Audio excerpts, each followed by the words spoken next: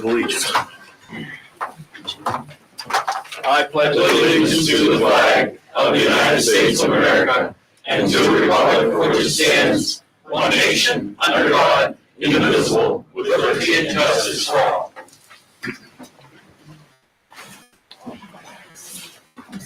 Okay. Roll call, Jared. Mr. Earhart, Tammy Blank, Cindy Brode, Julia Chamarki-Kukuro, Present. Mr. Harley. Here. Mr. Kerr. Dr. Rigg. Here. Dr. Schaefer. Here. Mr. Schroed. Here. Good evening, everyone, and welcome to our reorganization meeting this evening, and thank you all for coming out. I do not have a board president message. Is there any public comment for this meeting? No, sir. No public comment. At this point in time, we need to elect a temporary president. Traditionally, we've always asked the solicitor to do that. May I have a motion to I move for Mr. King. Second. moved in second? All those in favor? Aye. Aye. Those opposed? Motion carries. I'll turn it over to you, Mr. King. Thank you very much. I'm honored to serve. I would say I've done this many times, but never upon the first meeting of folks. So I'm pleased to be here on behalf of Mr. Repack tonight. So, Mr. President, we'll open the floor for nominations for the office of president. Mr. King, I nominate Walter Schroed for the office of president of the Indiana Area School. Oh, I'm sorry. I got a little ahead of myself. We have to have the presentation of the certificates of election. Okay. And but thank you. It's a good thing Denise is here. Go right ahead. We'd have been marching. I skipped right to the election, the good part. Yeah. Okay. I need to collect the certificates. Yeah.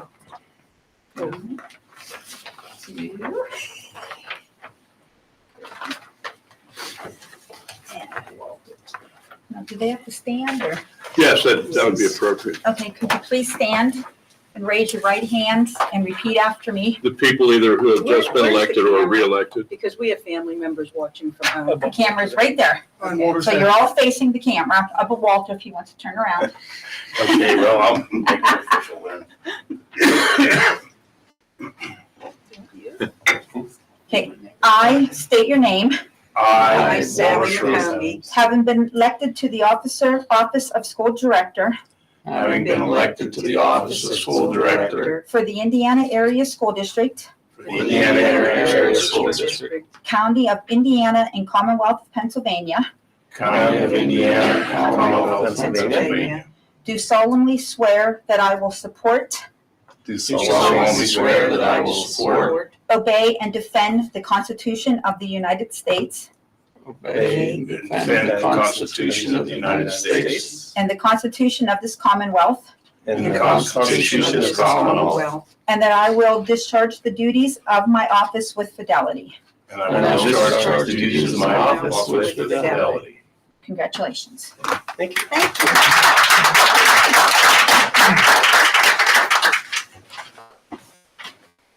Well, congratulations to all of you, either re-elected or newly elected. You embark on a wonderful journey, so thank you for your service. And now I have already begun the practice of the next motion. So the next motion is to open the floor for nominations for the office of president of the board. Yes, sir. I nominate Walter Schroed for the office of president of the IASD Board of School Directors to serve until the first Monday of December 2024 until a successor is elected. Thank you. Does that require a second? It doesn't require a second. Is there any other nomination? Yes, I would like to nominate Dr. Sally McCombie for the office of president of the Indiana Area School District Board of Directors to serve until Monday of December 2024 or until a successor is elected. Thank you. Are there any other nominations? may I say something? Yes, I ma'am. don't know if this is protocol at this time, but I really appreciate that. And I there's one area I just don't feel strong in, and that's knowing the Indiana School District and the buildings and the programs. And so, although I'm going to decline this nomination today, I will throw my hat in the ring a year from now. Thank you. You wish to decline that? I wish to decline. All right. Are there any other nominations? All right, hearing none. Would anyone like to move to close the nominations, since there's only one nominee at this point? So moved. Yes, ma'am. Yes, sir. First, second. First, second. All right. Any debate? All those, do you want to take a roll call? You may as well do that because I skipped the roll call. Mr. Adams? For. Julie Tamarki Kukrow? Aye. Mr. Harley? Yes. Dr. McCombie? Yes. Dr. Rigg? No. Dr. Schaefer? Yes. Mr. Steve? No. Mr. Schroed? Yes. Motion passes 6-2. So that's the motion to close the nominations. So that's, well, at this point, we'll take a roll call vote for the election of the president. And you can either say yea or nay. We thought that was the election. That was to close the nominations. So there's only one nominee. Against that. There's only one nominee, so we'll take the roll call vote at this point. And this is to This is to elect the board president. Mr. Adams? You can say yea or nay. Oh, yay. Julie Tamarki Kukrow? Aye. Yay. Mr. Harley? Yay. Dr. McCombie? Yes. Dr. Rigg? No. Dr. Schaefer? Yay. Mr. Steve? Nay. Mr. Schroed? Yes. Motion passes 6-2. Congratulations. Thank you. Would you like me to continue? Yes, you have until through the vice president, I believe. Yes, sir, I'd be glad to do that. I'd like to open the floor for nominations for the office of vice president of the Board of School Directors.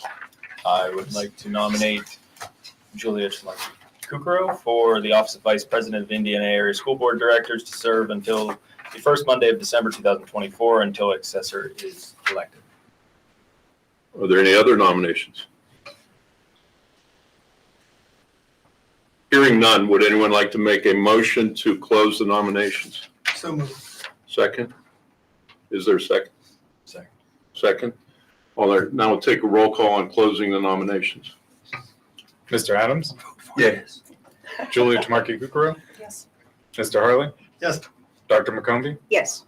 Dr. Rigg? Yes. Dr. Schaefer? Yes. Mr. Steve? Yes. Mr. Schroed? Yes. And now on the single nomination, you can vote yea or nay. Mr. Adams? Yay. Julie Tamarki Kukrow? Yes. Mr. Harley? Yay. Dr. McCombie? Yes. Dr. Rigg? Yes. Dr. Schaefer? Yes. Mr. Steve? Yes. Mr. Schroed? Yes. Motion passes 8-0. Thank you. Congratulations. Thank you. Thank you, Jim. I think at this point, Mr. King, before you move on, we missed 3.4. oh, you have a resignation. All right. There's a resignation this evening from Patrick Schneider, effective immediately. Is there a motion to accept, with regret, Mr. Schneider's resignation? So moved. Is there a second? Second. Any discussion? Hearing none, we have a roll call, please. Mr. Adams? I'm here. Julie Tamarki Kukrow? Yes. Mr. Harley? Yes. Dr. McCombie? Yes. Dr. Rigg? Yes. Dr. Schaefer? Yes. Mr. Steve? Yes. Mr. Schroed? Yes. Motion passes 8-0. And now, Mr. President, I turn this meeting back to you. Thank you, sir. Yes, sir.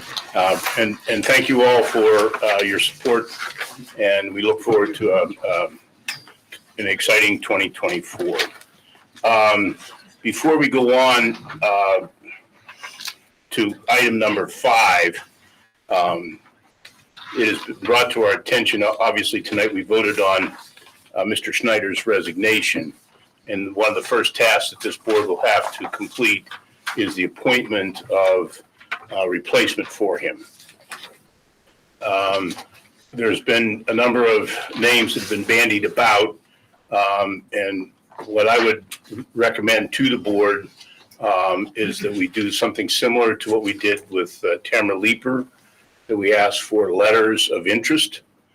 And then depending on how many letters we get, we possibly use the same method that we used the last time to pare that list down to a manageable number.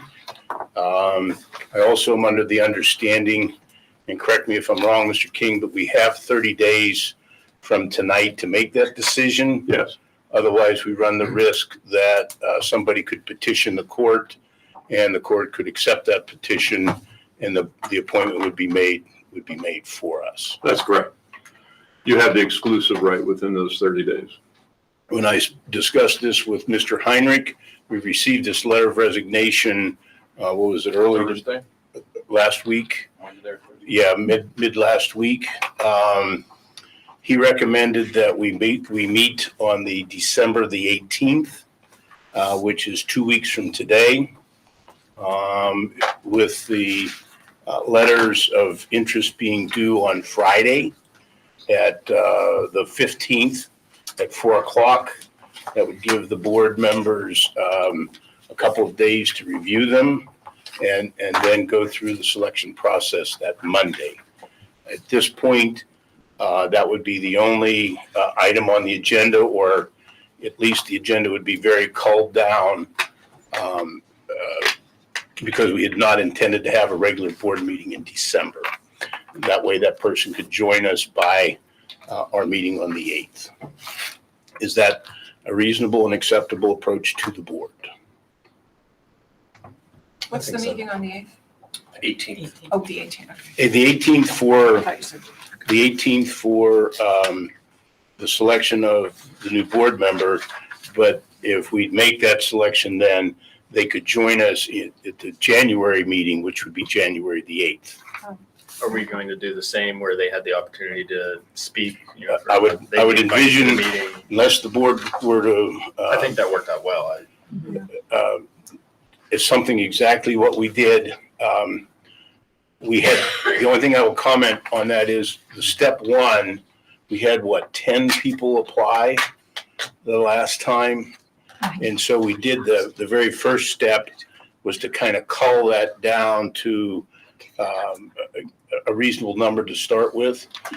If we only get 3 or 4, we may be able to eliminate that part of the process. But if we get another 8 or 10 people, we'll have to get that number down. And the process, I think you sent it out already, Yes, sir. Rob, is one that worked fairly well the last time. Anybody else? Okay, then that's what we'll do at this point in time. So Anise is going to put an ad in the paper and on the website and all of the appropriate places. The people that are online and the people here in the audience, please spread the word. Anybody that's interested in that position, please let them know to submit a letter. So, Walter, it'll go out on social media as well, right? Facebook and, Yes. okay, so we could even tag that. Yep. Okay. It'll be on our website. Mhm. Okay. All right, we're down to item number 5, designation of regular and special meeting dates. Okay, I believe we need a motion to approve these. I move that we accept the regular board meeting dates as outlined, and I got 5/1, and the special meeting dates on 5/2 as outlined. Second. Motion. Moved in second. We have Support that. questions, comments, or discussion? I'm just seconding it. Oh, okay. Questions, comments, or discussion on our meeting dates? Hearing none. All those in favor of those 2 motions say aye. Aye. Those opposed? Motion's carried. Okay, item number 6, committee dates and appointments. So, right now, we have a relatively strong committee system, but I understand that there are some people that maybe would want to consider a committee of the whole. There are also some that would like to maybe change the structure of our committees in some way, whether it's just a little tweaking or a major revamp. I think the board at this point needs to figure out what direction it wants to go in that regards. And I would open it up to discussion of the board.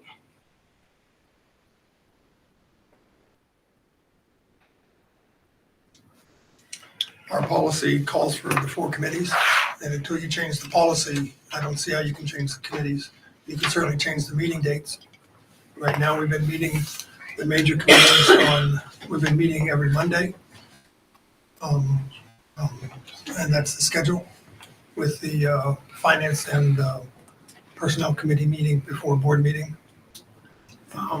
I'd like to see that, at least for now, to hold until the new board members, to hold that pattern until the new board members get their feet underneath them. Yes, Julia. I think there's a number of ways you could do it, but basically I think the system has worked well. I'm really grateful to have them on tape so that you can go in and watch them. Sometimes, we've had times when we've had a lot of hits and a lot of people at the meetings. And then if there's not too many issues, it's less. But I do feel as though the outreach committee has been a terrific committee and could be utilized more aggressive. I don't want to say aggressive. Yeah, aggressively and more robustly. And I personally, with the audit and finance committee meeting, I think we've had really great discussions, and not all the time can everybody be here. So it's nice to be able to report on them at the meeting. So I think it's good. That's not to say I wouldn't agree to any kind of a tweak, but basically I think the committee's. Anybody else? I know, Rob, you had mentioned you might have some ideas about committees. I do indeed. If you want to hold obviously, I also like the committee structure because we get to have a conversation with the public, in front of the public. We record them. It's a very, very transparent process. However, every Monday is a lot for all of you. I mean, we're used to it, and I'm not saying this for us, but I'm saying this for all of you. If every Monday is a lot, we can look at stacking the meetings before the board meetings if you wanted. If you wanted to have the academic and policy and personnel the same night, and then audit and finance and buildings and grounds the same night. We could explore that. It's up to the board. We work at the pleasure of the board. So if we have to have the committees because the policy says so, then that's what we can do. Or we can look at changing the policy to go to a committee of the whole. We can do whatever the board wants to do. We can make that happen. Anything else, Sue? No, I like the idea of stacking them. I know, like the academic committee, we're always a lot, like ours pretty much takes the whole evening, and usually buildings and grounds takes the whole evening, especially while Eisenhower's under construction. But I like the idea of maybe putting like policy and personnel with before academic or after academic. It would require a little bit of reining in some of the things we like. For example, field trip requests.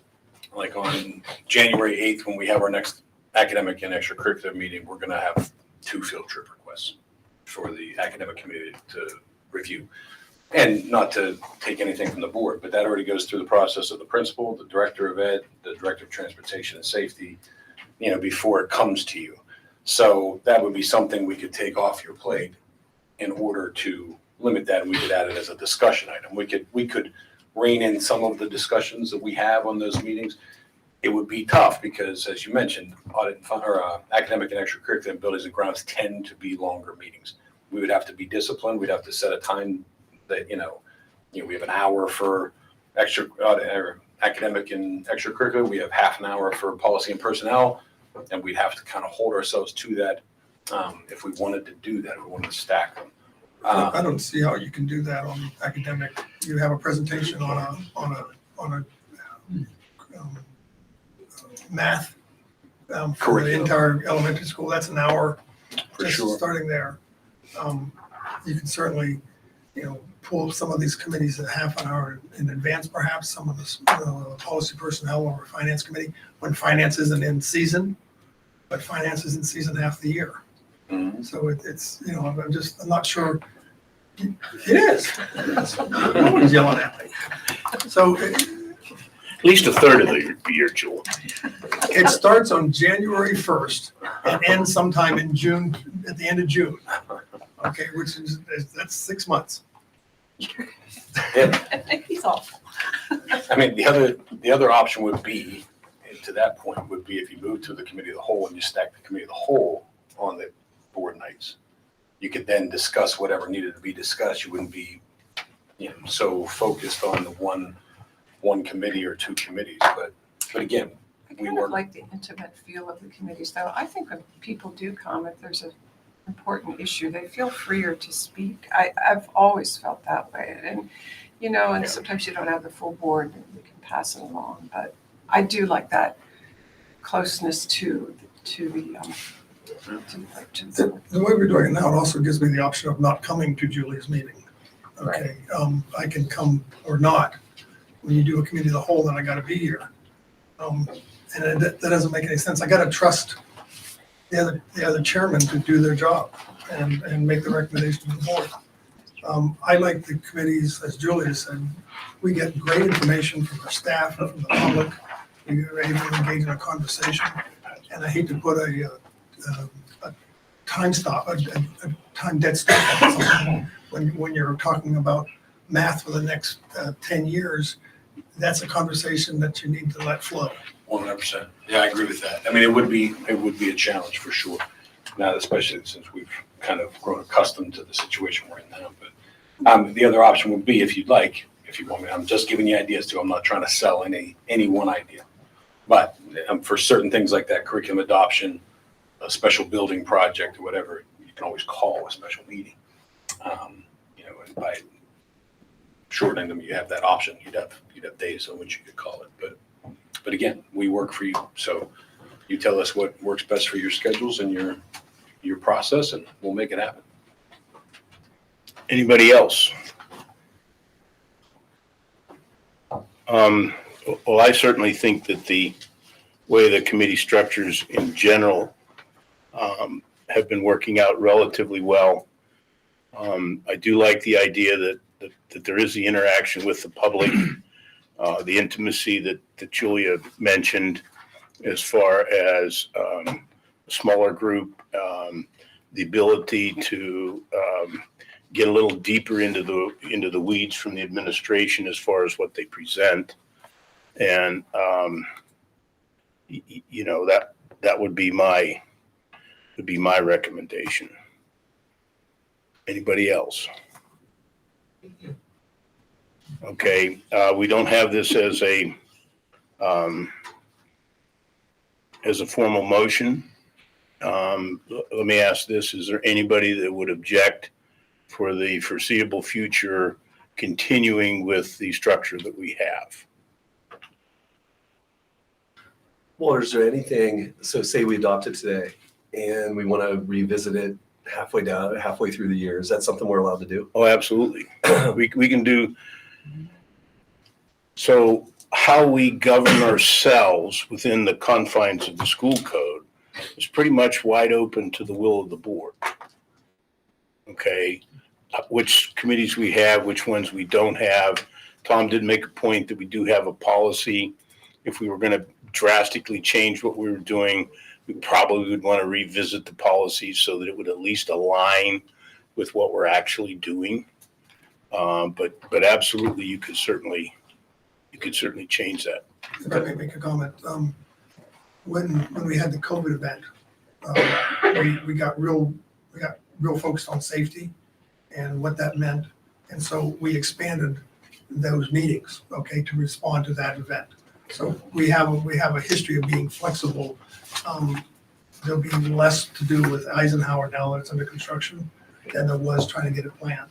So the buildings and grounds will be able to focus a little bit more on maintenance and some other items. Right. So historically, we have the ability to ebb and flow on what we do with this committee. Perfect. And it does allow you that ebb and flow to be flexible. Basically when the COVID hit, we had to basically turn on a dime, and Mike and Rob and Justin and the entire team were recreating or creating new programs like in 24 to 48 hours. And the board was meeting to discuss those and try to provide some implementation. So that flexibility is critical if you're in a kind of half crisis situation, which we were. Anybody else? Okay, so at this point in time, we'll leave the structure as it is for now, subject to change at a future date.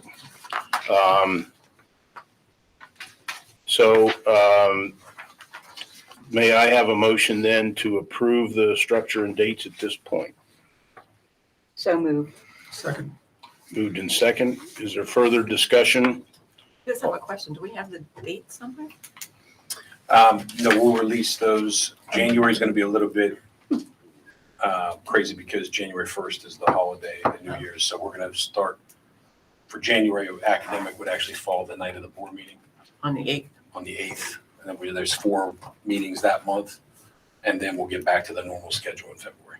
Thank you. And I will do a chart. Like we did last year. Like I did last year. So Yeah, that's- the dates, Sally, is more of, I believe we're going to advertise them as the first Monday of the month is academic. The second Monday is policy and personnel. The third Monday is buildings and grounds. The fourth Monday then is audit and finance. And then the fifth Monday historically was outreach. But I understand Jim has requested to possibly lead that committee. And if he wanted to change those dates or have more frequent meetings than that, we certainly could approve that at some point in time. Does that? It's fine. I'm just thinking maybe we should decide the committee makeup, each committee makeup before we decide the dates. But if there's already a standing sequence of dates. Again, Sally, it's not that we can't change it. Right, well, I don't know what I just made a motion for. Okay. Well, we didn't have I was just questioning the dates. That was a because you good made the question, motion, Sue. The Thanks. committees, yes, Fair but point. Yeah, we're it is. voting on dates that we don't know yet. Yeah, it's Yeah, exactly. So Exactly. I think the motion will be for the first. So Sally, I would suggest a change, that we approve the structure Okay, and the structure, yes. Walter. Dates and TBD. then have the administration publish the dates for us. Perfect. And then how about if we, with permission, if we approve then these dates on the 18th? Yeah, we can do that. Yeah, Yeah, so So I would amend that motion then perfect. okay. to say what he just said. That's close enough, So Sally. that's what I And I figured. second it, so we're in good shape. Yes, yes. Does everybody understand, really? Yeah, I we're think just so, great. yeah. now we're You're just voting on the approving committee Thanks. structure. Okay, before we leave you brought up the committee membership Yes, and the committee structure. So one of the things that I would like to have everybody do is over the next week or so, send me a list of the committees that you would like to serve on. I know Sue is asked to lead the academic committee, Tom, buildings and grounds. Jim has mentioned outreach. the outreach and may even be interested in policy and personnel. Julia will have finance. But we also need up to 3 other board members. And if possible, I'd like each board member to volunteer for 2 of the committees. We probably know right now what we want. And that's Right. fine, but if you send it to me in it as an email, Okay. Sally, then I can will. kind of sort it out and I'll go over it with Rob, and then we'll make the assignments later this week or early Sounds next week. great. If I'm on the education committee with Sue, that will be very disappointing. I had assumed that. I had assumed that. One other thing that we're going to need is somebody for the library board. The library is something that we contribute money to, and we've here within the last couple of months, they've asked us to coordinate with them and have a liaison with the library, and so we'd like to have a board member at some point volunteer for that.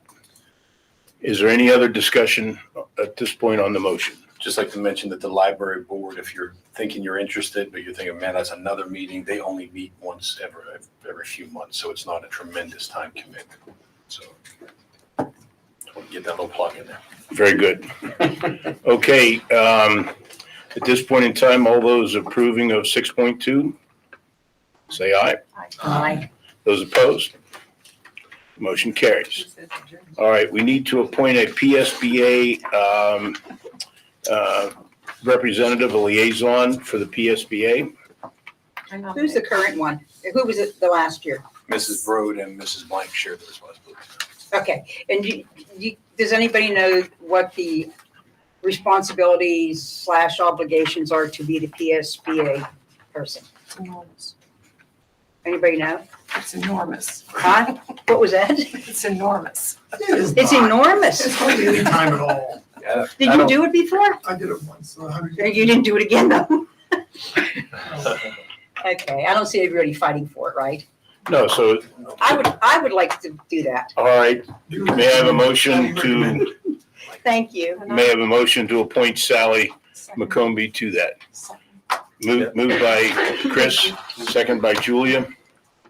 Okay, And I nominate Tom Harley for an alternate. Oh, no.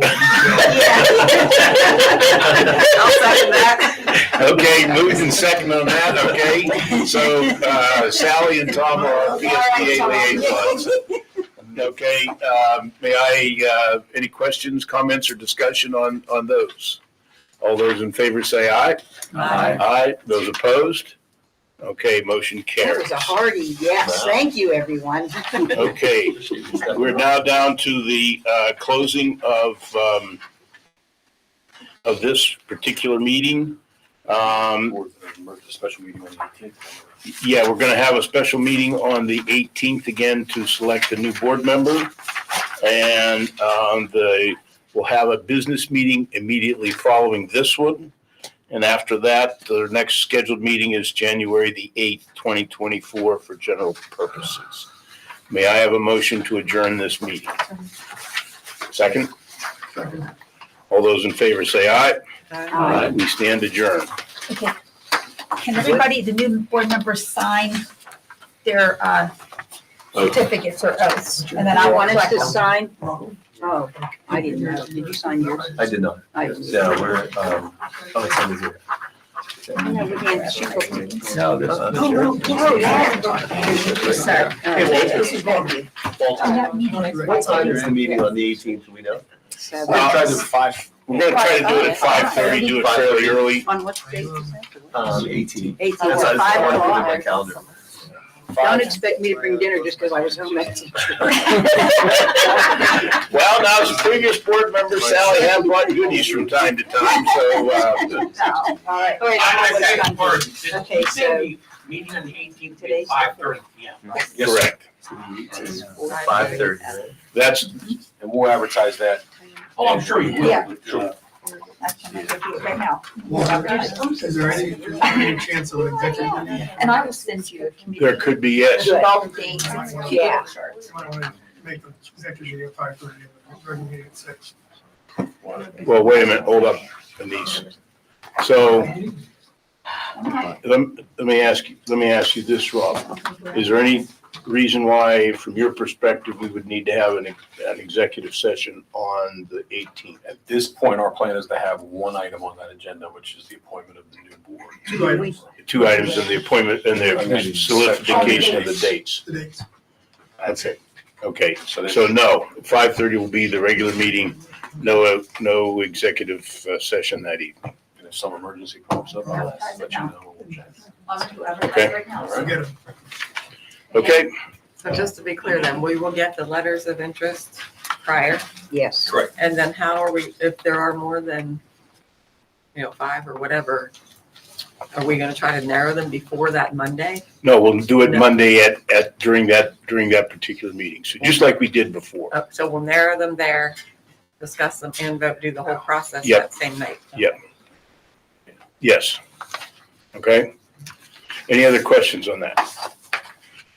Okay, we are adjourned then from the reorganization meeting.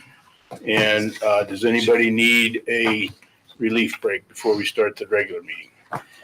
Okay, at this point in time, we'll go ahead and call our regular business meeting to order. And Doug, would you leave us in the Pledge of Allegiance? I pledge allegiance to the flag of the United States of America and to the republic for which it stands, one nation, under God, indivisible, with liberty and justice for all.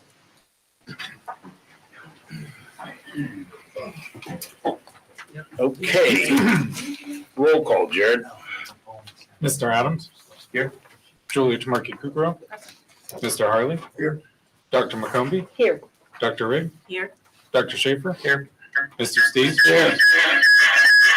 Mr. Schroeder? Here. Okay, good evening, everyone. Again, my thanks and gratitude for everybody coming out this evening. And you're welcome to be here. I have no board president message. Is there any public comment for this meeting? No, sir.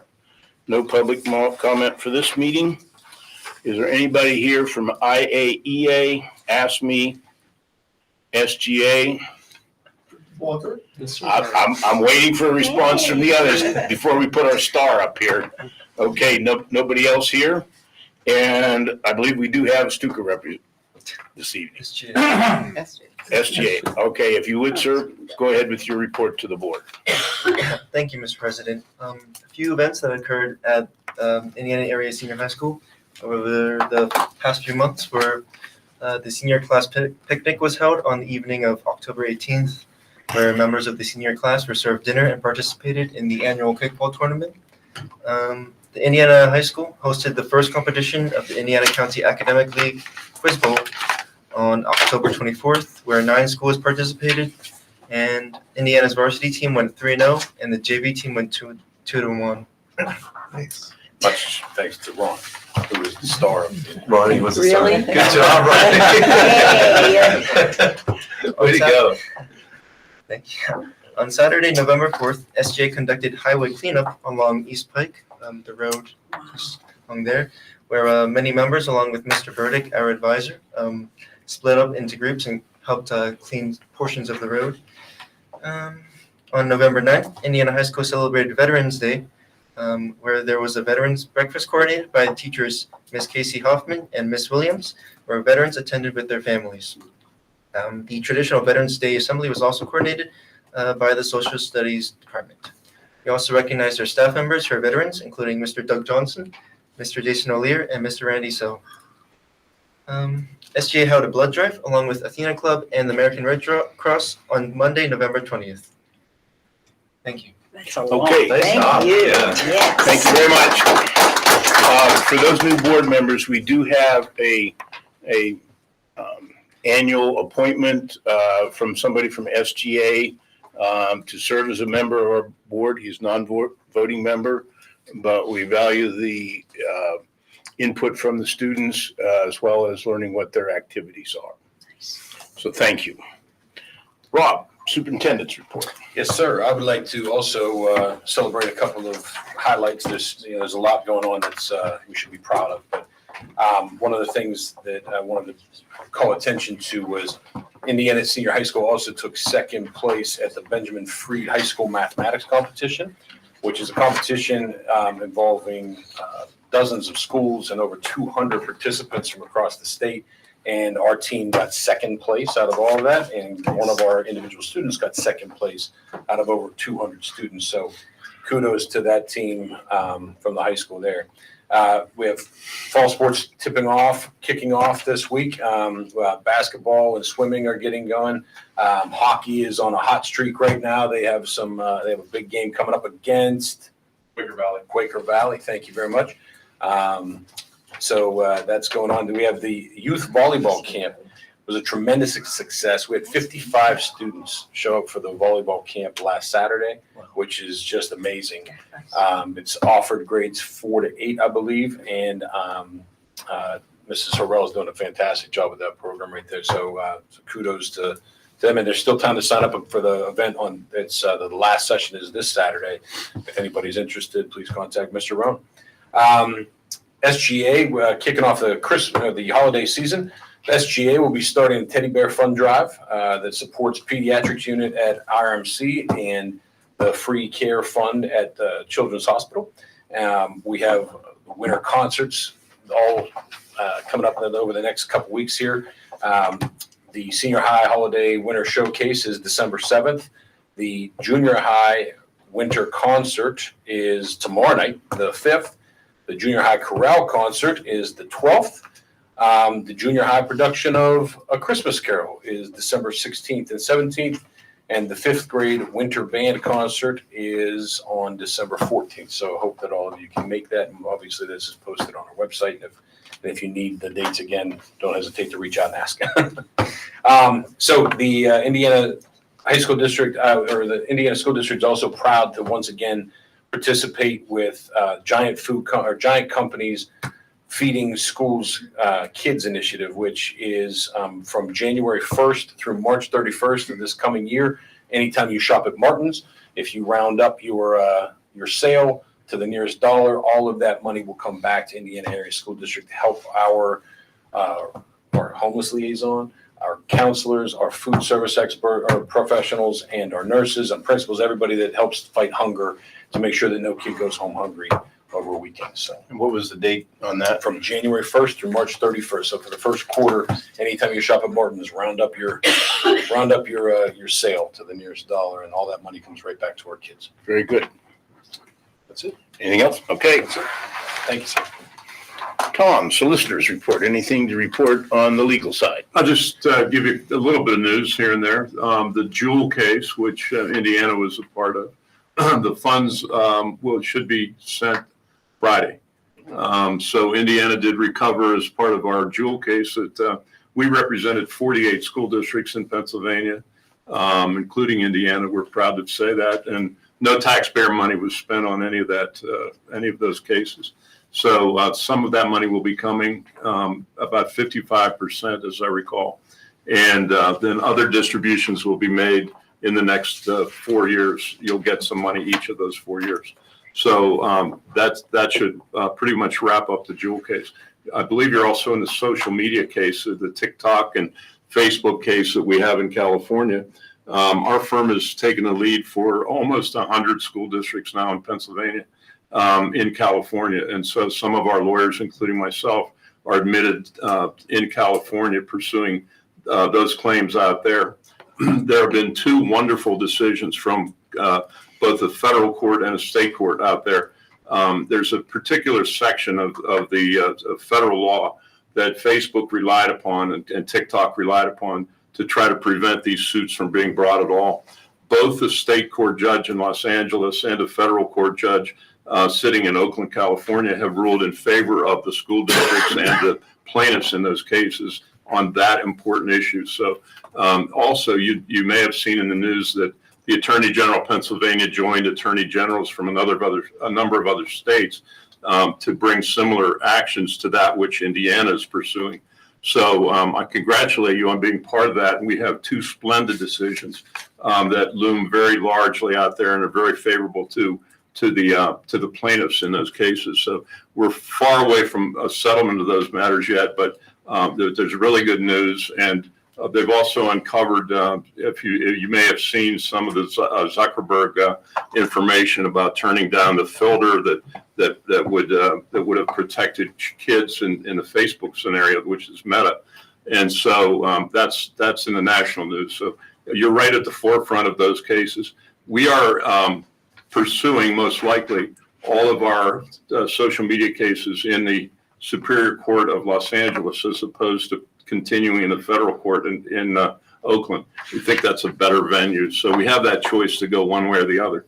We like the idea of the Superior Court of Los Angeles, and for a number of reasons. So we'll bring you up to date. Ron Repek is very much informed of this on these cases, and we're happy to be representing you in that. Again, that's without any expense to the taxpayers. That's all of that money is on the come. If we win, we get paid. If we don't win, you don't owe anything. So I think they're very worthwhile. They're being brought to protect the kids in Indiana and other school districts across the country. So we're proud to do it. Also want to give you a bit of news.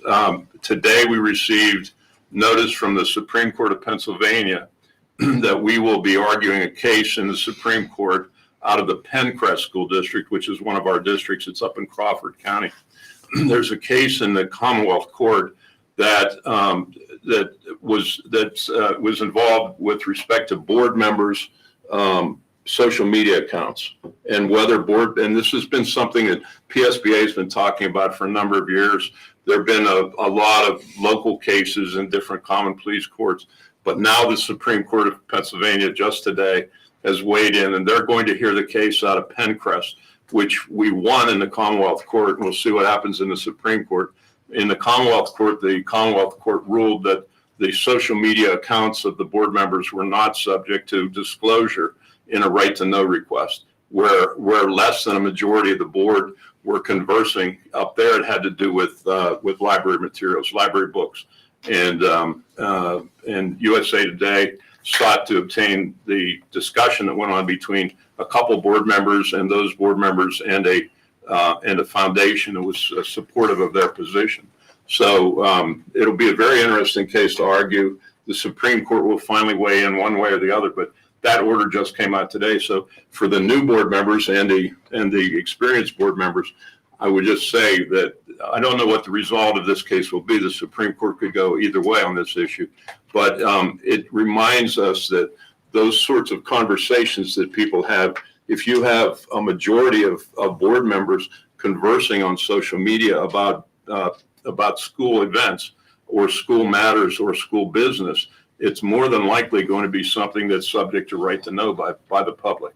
If you have less than a majority, it still may be subject to right to know. That's the Pencrest case. So I just say that as a reminder out loud so the board members keep in mind that what you say, and we tell our kids this stuff right all the time, what you say on social media is important, and how you say it and what you talk about and how many people are on there is important. So the best advice I can give you is just to remain transparent at these board meetings and speak about things here and speak in front of your constituents. And I think that's the reputation that this board has. I think that's how you do your business, and I would encourage you to keep doing that. So, but that wanted to bring that to your attention. Oh, that's great. I have a question Yes, about ma'am. the Pencrest case. Is it online somewhere that we can read about that case? Yes, it's called the Cagle, C-A-G-L-E case. Cagle versus Pencrest. And you said that the crux of it is whether or not there was a 5-vote majority having that discussion or less than that. Well, yeah, almost. It wasn't even a contention that it was 5. It was really only 2 board members having a conversation with a foundation about a school policy. And so the Commonwealth Court ruled in favor of the district. They actually remanded the case back to the Common Pleas Court for a hearing, where we're preparing to go to a hearing when the appeal was taken. And so now it's up in the Supreme Court, but it's even less than a majority. Okay. So we're 2 board members, actually 2 gentlemen, were having a conversation with a conservative foundation that supported their position on certain library books. So it's sort of a hot button topic, you know. That's the update that I have for you on a little bit of legal news. Any other questions for Mr. King tonight? Okay, thanks, Tom. Now to one of the more pleasurable things we get to do, and that's recognize the accomplishments of one of our own. And for this recognition of Angela McMasters as School Psychologist of the Year, I'll turn it over to Rob Heinrich. Thank you, sir. Thank you, sir. School psychologists have a very difficult job. And when their base function is they're assessing students to see if they need special support. That's what a lot of school psychs spend their time doing, but really that's only one of about 10 different aspects of their job that they should be doing on a daily basis. They call it the comprehensive model for school psych services, and it is quite extensive. And not a lot of them can get out of that test in place kind of mentality. We, however, are blessed to have an outstanding whole team of school psychologists who all operate above that line and really do go above and beyond for all of our kids. And they really do live that comprehensive model of school psych services. This year, the Association of School Psychologists for Pennsylvania recognized Dr. Angela McMasters as the school psychologist of the year for that work that she does, going above and beyond for our kids and for leading initiatives in this district. Dr. McMaster's was an intricate piece of our literacy overhaul and that move to really go towards structured literacy. She has fought so many battles for us and done it with kindness and caring and compassion along the way. She has done more to help, or as much to help, more students in this district than any one of us. And she continues to fight. Now she's moved on to the junior high, and she's helping build our MTSS, our system of support there. I know that I speak for all of us up here when I say we couldn't do what we do without her. And it is, I was thrilled when I heard that ASP, the Association of School Psychologists, was recognizing her. And I just want to say from the bottom of my heart, thank you for all the work that you do. And, and I know that the kids don't realize it, but they would thank you too if they knew. Front and center. Yes, sir.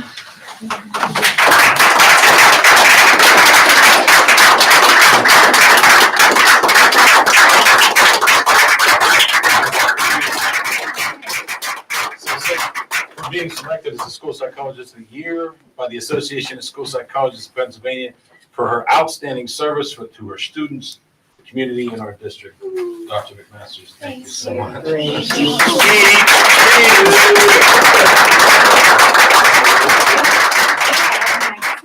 So, this has been hard for me because my team is truly incredible, and it was hard for me to take acknowledgement for something that I feel like every single one of them works so hard to do every day. So if you could also thank every other school psychologist in our district, because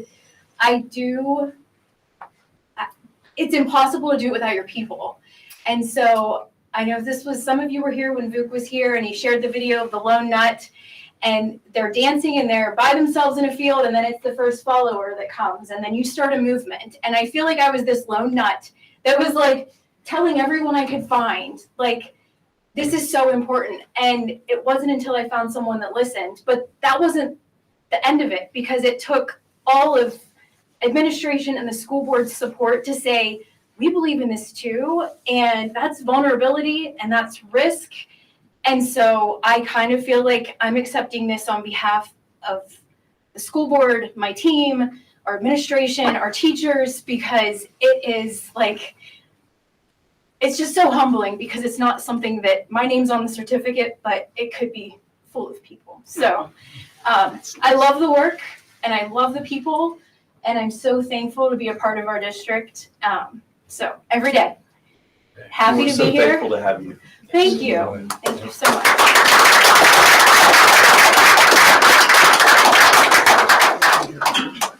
I try not to get emotional. Jesus. Oh, thank you. Okay. We are down to number 3, approval of the minutes and the agenda. May I have a motion to that effect? So moved by Julia, second? Second by anybody? Second. Okay. Moved in second. Questions, comments, or discussion on the agenda or the minutes from the last meeting? Nothing heard. All those in favor say aye. Aye. Those opposed? Motion's carried. Okay, I'm up.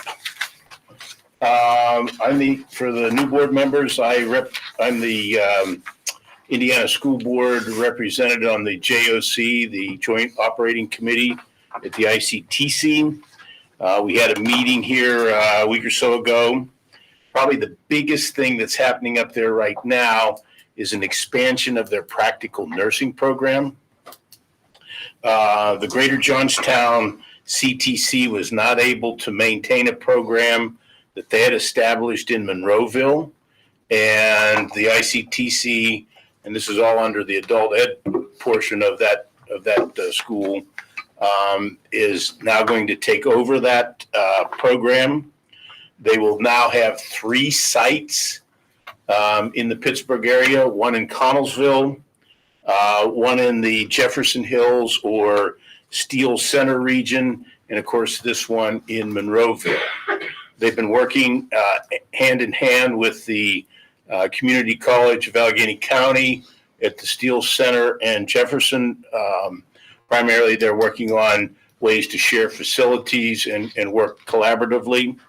And they're also going to use that model with the Monroeville facility as well. There were several hires as well as donations. There's always donations with these ICTC. They have delayed the completion of their audit because there is an issue with processing some of the information. Part of it is that that information has to come from a number of sources outside the school, including the districts. And so they've got to get all that information together before they can complete their audit. When do they expect to complete? It's not going to be till after the first of the year, is that right? That's correct. Okay. The other thing is they apply for a lot of grants. And the big one right now that they've gone after is an $85,000 grant under the Competitive Equipment Grant Program. In the past, there was matching funds that went with this, but for this particular round, there are no matching funds. If they happen to get this grant, they intend to purchase. I can't say the word either, sir. Anatomage, ANATOMAGE table. And apparently this is a place for them to do some of their clinical studies and works. Jim, maybe you could tell us. Maybe you can pronounce it. Yes. It keeps you from practicing on fellow students. It's a Oh, so it's a virtual concept. Simulatory environment where you have texture and feel that you can then translate to real world experience. And I guess they get 5 quote unquote cadavers with this particular table. One of them is a pregnant lady, so that you can see all kinds of things. Maybe we could see ID. Well, that's what they called it. Yeah, So, I think it's almost like augmented reality or something. Isn't it? It's like something you can. well, anyway, it's going to be really cool if they I've seen get all this. kinds of different versions, so I get- don't know what they're. It's going to be really cool if they get this grant and a big boost for I'd their like to make practice. it clear that we're not getting cadavers at the ICTC. That's what they called them, Tom. No, we believe it. Okay, the Yeah, final, what's great about LPN, there's also then, they can go on to IUP, there's an LPN program to RN. So that, Yes. I mean, LPNs are needed greatly, don't you agree? yes, and And they'd have that step, there's a nice big jump they can make if they decide to go for their degree, their bachelor's degree at IUP. They take a lot of those credits and experience. I absolutely. What I think that's really interesting about this is the ICTC has really got their program really down pat to the point where not only do they offer it here in Indiana, but they've got now 3 remote locations that they offer essentially that same program. That's a pretty powerful program when you can pull something off like that. And the last thing that they had some, resignations and hires just like we do. But the last thing of any import was that the JOC approved their comprehensive plan, their induction for new teacher plan, and their professional development plan. And these have all been submitted to PDE for their review and approval. So that's what was happening at ICTC this month. It was a busy month. Okay, Aaron, Sue, what's going on over there? We had a meeting in November, and it was our reorganization meeting as well. So we elected Mr. Michael Burdick from Homer Center as our new board president, and re-elected Charles Glasser as our vice president. We approved our treasurers and budget reports. We accepted the resignations of 1 physical therapist and several 21st century after-school program employees. Approved and authorized employment of a physical therapist and instructional paraprofessionals and several 21st century employees. We approved 1 student teacher from IUP, a substitute speech language clinician, and an occupational therapist clinical placement from Penn State Du Bois. We approved Dr. Bridget Mattson to accept developing future special education grants, one retroactive from last year, one for this year. Approved several agreements and contracts. The occupational therapist came to us and asked for a calendar change. They actually wanted to work fewer days, and we approved that. They're still going to be able to cover everything that's needed for everybody. It was mainly their professional development type days that they didn't feel were beneficial, so we did cut some of their days. We discussed the first reading of several Aaron policies. We approved their health and safety plan, and we canceled our December meeting and authorized Aaron to pay any necessary bills in December. Very good, Sue. Any questions? All right. We also have outreach and Indiana Free Library, but there's no report on those tonight. Tom, what's happening over at academic and extracurricular? Well, I don't think we've had a meeting since November 6th. Is that true? Okay, so we can jump right into the two motions. The first one is 5-2. Any objection to taking these both together? I move that the board approves 5-2, the Delphi Education Agreement, and 5-3, the huddle camera proposal as written. Second. Okay. Any questions, comments, or discussion on those two?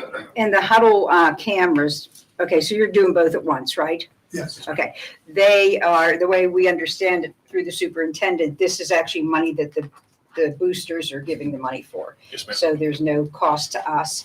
And I think that's fabulous that you went to the boosters and we can have the system. Now, does it live stream? It has the ability to, yes, ma'am. Will you do that for certain sports? In our contract with Brenda Broadcasting, they have first right to refusal. So that's going to be a discussion I have to have with them. Yeah. As to games that they're not going to be there. Right. We have the ability to live stream. Are they okay with that? I would assume there wouldn't be any problem there. No, because I watch the radio live stream when they have it, so they're on at all the games. Yeah, great. This will Yeah, oh, I love it. This will I'm a also, lazy grandma. I sit at home and watch sports. this will also be for more than just football and basketball. And then we'll be able to reach out to the other sports and live stream those two. Which I think Yeah, that's super. If I'm not mistaken, a lot of the colleges even use that now, right? Most Yeah. do. Yes. Yes. It's That's a just feat. good. It's a win-win.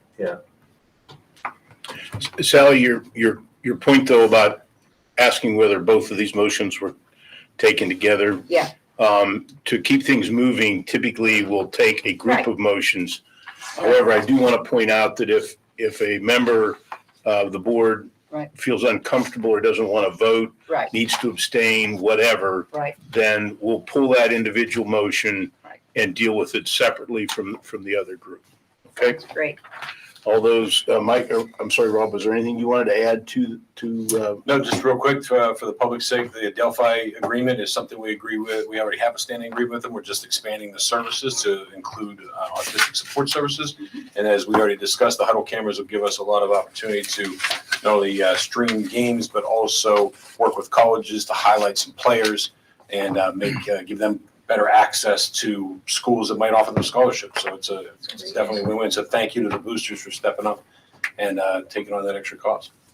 And I do have one comment too. I do support the motion for both, but I do want to, as I've said before, I think we need to really look into providing some emotional support in our district that we don't have to send our students elsewhere. So I'm hoping that you will kind of, start thinking about, we do have a lot of kids that have a lot of severe emotional needs within our district. And instead of having to take them out, I think it would be beneficial for us to think about ways we can keep them here. This is just approving the agreement, should we have to send the kids. This is not actually sending the kids. Well, it actually was spurred by. Yes. If you read Yes, that, yeah. correct. Yeah. Or heard But it's mainly to, approved. we're not approving a specific student, we're approving the The agreement agreement, correct. for service. Okay, any other questions, comments, or discussion? All those in favor of approving 5-2 and 5-3, please say aye. Aye. Those opposed, motion's carried. Policy and personnel. Jim, do you want to handle that since Cinda's not with us today? Well, we hadn't had a meeting since the last board meeting that we had. And there's two motions on here. 6.2, resignation of a paraeducator. The board accepts with regret the letter of resignation from Abigail Manns, paraeducator, effective November 9th, 2023, and authorizes the administration to post advertise interview for this position. And 6.3, a request for a leave of absence that based on the recommendation of the administration, the board approves the request for the leave of absence submitted by employee 1769, effective approximately February 7th, to use after use of 10 sick days and an emergency day, and continuing until the beginning of the 24-25 school year in accordance with Article 11, Section 2 of the collective bargaining agreement.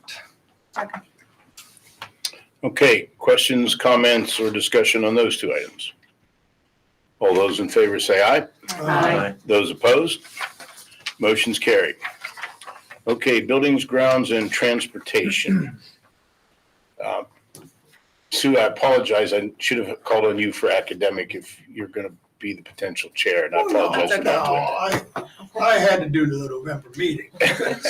She gets to do the next year. Okay, Thank you. Thank you. That's Okay, I'm happy planning, to do. I'm planning on spending a couple, not 3-hour meetings with her. okay, Tom, take care of it for us. I don't have any update on Eisenhower. Jared, do you have anything? Construction is continuing. I do believe some heavy equipment was delivered today to begin the foundation work for the additions of the building. We are back in the crawl spaces as well. We will be coming possibly in November this January meeting. But as they have been doing some demo work, some additional asbestos has been found. So we are working on some finalizing quotes and proposals to get that work done to keep the project moving. So we will be bringing a change order back to the board, or at least that I know of at this point, for that additional work. But at this point, we've been having our biweekly meetings with everybody, the contractors, the architect, everybody involved. And we've been moving forward. The one big piece right now that could potentially hold up the project because some problems that we need to work around is the switch gear for the electrical panel. The electrical contractor did a very nice job of even ordering it, took it upon himself to order it even before the contracts were signed. The delivery date as of right now is January of 2025. We checked with some other contractors, Penelec, everybody, just to make sure whether they thought that was a reasonable date. And they absolutely agree that that is what they're seeing their equipment as well. So it's something that we will be discussing and continuing to monitor as we go forward. But Does the transformer need to be replaced? it is projected to be replaced by Penelec, yes. That's also a Waterloo date.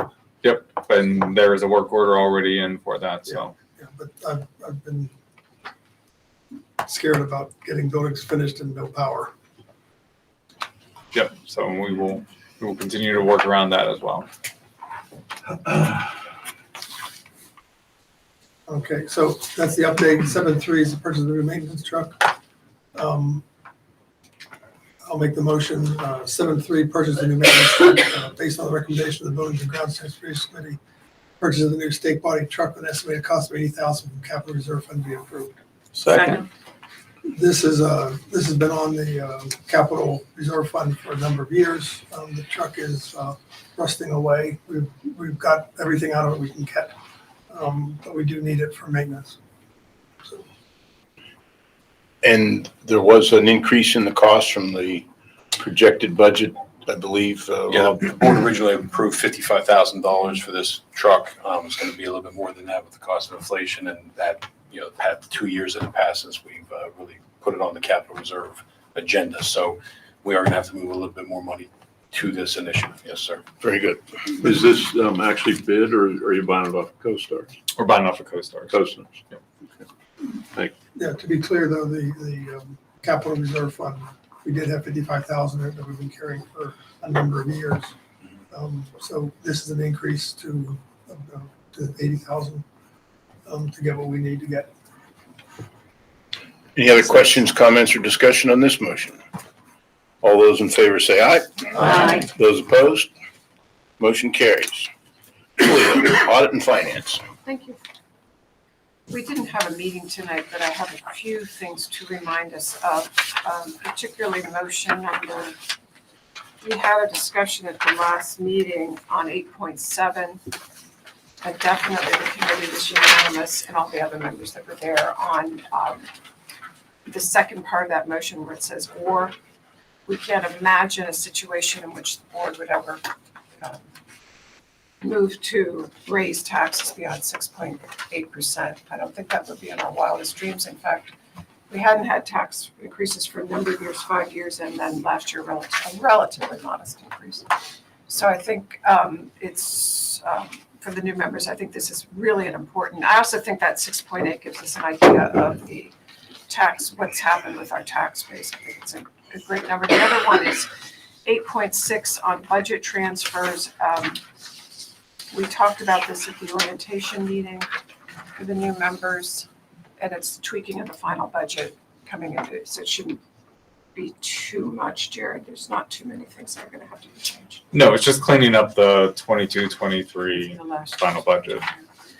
And Jared, we have a nice donation from the Junior Women's Civics Club at the senior high school. I wonder what they're gonna do with the $25. That's really nice. The committee also very highly recommends we reappoint Dylan McCandless, King Culture and Graham LLP. They've been very good in representing us, and certainly Mr. Rapak has been really very responsive to us whenever we have complex issues before us. And in the last several years, there have been several very complex issues. So I saw nothing unusual on the approval of bills. Did you, Jared? No, ma'am. I always look through them. I'll look at those big bills. You'll start to see some bigger bills as the construction bills Yeah. start to come through on a monthly basis. So I would like to take 8.2, 8.3, 8.4, and 8.5 as consent items. So I move approval of bills, that the current bills be approved as submitted. Reappointment of our solicitor, McCandless, King, Culture, Graham, LLP as solicitor for the IASD, according to the terms as submitted. And I move that the board, with great appreciation, accepts a $25 donation from the Junior Civics Club to the senior high. And finally, 8.5, that Jared Cronauer, business manager, be reappointed for a 1-year term as delegate to the Indiana County Tax Collection Committee. And Nicole Decker, assistant business manager, be reappointed the alternate delegate for a 1-year term. Second. Okay, moved in second. 8.2 through 8.5. Questions, comments, or discussion on those 4 items? Nothing heard. All those in favor say aye. Aye. Those opposed, motion's carried. Okay, next, the budget transfers, the necessary budget transfers in connection with the 22-23 year-end audit be approved as submitted. Second. Moved in second on budget transfers. Questions, comments on those? Jared, would you maybe give a brief recap for the board on that? Yes, sir. This is really our final item to finalize the 22-23 kind of financial end of the district. Our audit is almost complete. We should have that audit report hopefully in the next month. These budget transfers are just part of the audit process to kind of really, any budget line item that was over budget in 22-23, we're just moving money from other areas of the budget to kind of repair those negatives and just have a clean ending budget. It doesn't increase the budget, doesn't decrease the overall budget that was approved in June of 2022. It's just moving money within the budget itself. So, Okay. Questions, comments, or discussion? All those in favor of approving the budget transfers, please say aye. Aye. Those opposed? Motion carries. Next, I'm going to move 8.7, which is one of the committee's major motions of the year. It's very important, so we have a choice to make. I'm going to move that the resolution that the board will not increase any school district tax for the 2024-25 school year at a rate that exceeds the index of 6.8% as calculated by the Pennsylvania Department of Education be approved. Second. Moved in second on the potential limits on tax increases. Questions, comments, or discussion on that? The only thing I would add, just so that the media is clear, and maybe the media is already clear, this does not mean that the Indiana Area School District is raising taxes. It only means that they're electing the most conservative option that they can select under a required action tonight. So it does not mean that they're increasing anybody's taxes whatsoever. No, and we normally start budgeting at a 0% tax increase. That's the way we do our budgets. I can't even imagine 6.8% in any Yeah. scenario. It would have to be some kind of a terrible crisis. So, but as I said, we try to go for no tax increases if it's at all possible. And I also want to comment for the general public that typically, rather than hoist this on new board members, their first meeting, typically this is done in January, but it's dependent upon when the primary for that upcoming year is held in Pennsylvania. And because it is a presidential election, the primary in Pennsylvania is going to be held another month or so earlier than what it typically would be. And that's forcing us to make this decision at this point rather than in January during the normal cycle. Any other questions, comments, or discussion? All those in favor, please say aye. Those opposed, motion carries. Okay, we're down to the closing items. There are no discussion items. Can we add discussion items, or does it have to be on the agenda? What do you have in mind, Sally? Can I add a discussion? Yes or no? Well, let's put it out there to talk about. Okay, so I wanted to bring up this article that the Gazette wrote. It was a good article about the cyber schools. And I have a few questions about that and just some clarification, because we are all always concerned about the cyber schools, using so much of our taxpayers' money. But what this also brought up was the cyber schools, or the students that attended are not achieving well at all. I mean, their numbers are so low. And so then it brought up the ideal. Yes, ma'am. Ideal, could you tell us about that? That's our program. Correct. IDEAL is our in-house cyber education program, so which offers online learning in a variety of formats for our students. So if a student didn't like the regular school, they wouldn't have to go to an outside cyber. They can go to our IDEAL program and get their education right here in-house. Okay, so give me some scenarios of how this works. Do we have a room? Our teachers are teaching, our own teachers are teaching? Yes, ma'am. We have a beautiful room, and it is our teachers teaching our curriculum, or digital curriculum has been aligned to our curriculum. And a little note, we actually use the same program, Edgenuity. They called it Ingenuity, but it's actually Edgenuity. Edgenuity is the same program used by many of these outside cyber schools. However, they lack that personal connection that the teachers have here. So our teachers do a great job of reaching out to those kids, making sure that they're connected, make sure that they're staying on track with their work. They can come into the IDEAL lab, we call it, and they can get personalized support, which you can't get in those cyber schools that are run out of Harrisburg or Philadelphia. So we have a better product here, but people still flock to those outside cybers, which, as you mentioned, historically woefully underperform. Well, their numbers speak for themselves. Now, our students that are in Sally, the IDEAL. one of the other advantages to the IDEAL program is that if they stay with that program, they'll actually graduate with an Indiana diploma. Right. It won't be. And their numbers, their performance is put in with our students. So when they gave those low numbers of these students, which is so sad, because parents are thinking they're getting a good education, and this article really brought out it's a drastic thing that someone needs to do something about for the students' sake.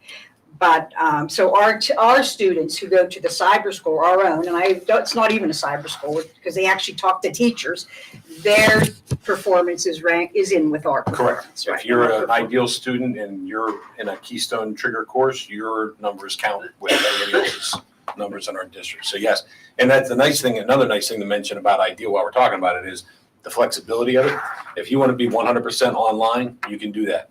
If you want to come to school and learn in the Ideal Lab the entire day and never go into the regular classes, you can do that. If you want to come to our school and go to some of our classes and take some of your classes online, you can do that as well. So we really can't customize it to meet the Wow. needs of the individual student. Or a student that goes to the vocational. Vocation, we have a student that comes every morning, I believe, and then goes, no, she goes to ICTC in the morning and then comes to the afternoon to the Ideal Lab. And I'm pointing at Mr. Johnson because he's our ideal principal. So he does a great job making sure that the students get what they need there. Who's that? Oh, okay. Hi. Well, I just really want the parents that, you know, to look at this article, to look at these numbers, and to look at our option, because we really are student-centered. And when I read those numbers, it's extremely upsetting. Yes, One ma'am. of the, Some of the Extremely schools upsetting. don't take attendance. What was that? Some of these schools don't take the cyber attendance. schools. Correct. Cyber schools. Well, We've had direct reports about that, and I was startled how many people have experienced that. One of the major And- advantages of the Ideal program, when the students in our Ideal program, is they also can participate in all the extracurriculars.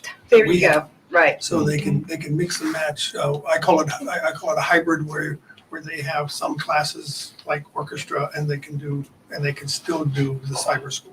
Right. So. Right. And you know, every family and every parent makes their own decisions, but I think when I saw this, I thought, well, there's a big issue here, not just the money issue. Yes, ma'am. It's if we care about these The money kids. issue is The money critical issue in is that. critical. It is, I know it is.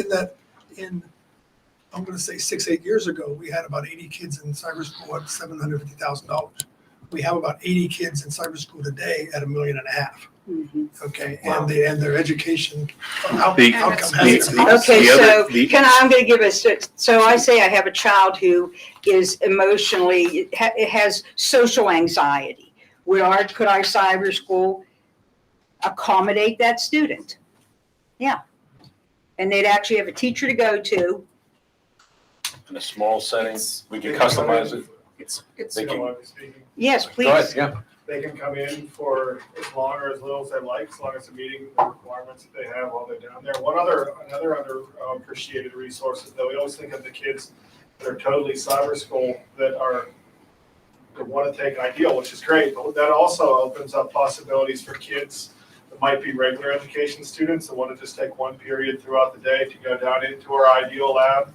It gives an opportunity for kids that might be saying, hey, do I want to go Ideal? In fact, I had a conversation with a kid earlier this year that had said he wanted to go completely online. And I said, let's try one class first and see how it goes. And it gives that student an opportunity to work through that. Nice. Oh, It's- my. it's not It just encompasses the- a lot, and there's a lot of different scenarios that kind of go through, but it definitely tries to meet the needs of as many students as possible. And, you know, I think our teachers really, we have great teachers who want to accommodate the students, and they work in teams to help each student. And that's not happening with the cyber schools. Sally, there's a couple things. The fact that they don't perform, we complain about the cost, and I absolutely will stand there and complain with everybody else. Great complaint about the cost, I think. Okay, but if they were outperforming the district academically, it's a little harder to argue that when if they're outperforming it. The problem that you have is that a lot of times some of those students will come back, and a lot of times when they come back, we are now legally obligated to bring them back up to speed. So not only did we pay double the amount of money for their education to send them there, we now have to pay again extra money to bring them back up to where they need to be in order to progress with our program, whether it's Ideal or regular in classroom. So we get clobbered sometimes twice. So you're correct. There's an issue of accountability that for whatever reason the legislature has never been able to get resolved, and it's really going to take them And to it's do that. more than, it's critical, the finances are critical, but it's also critical that the governance structure is very opaque, it's opaque.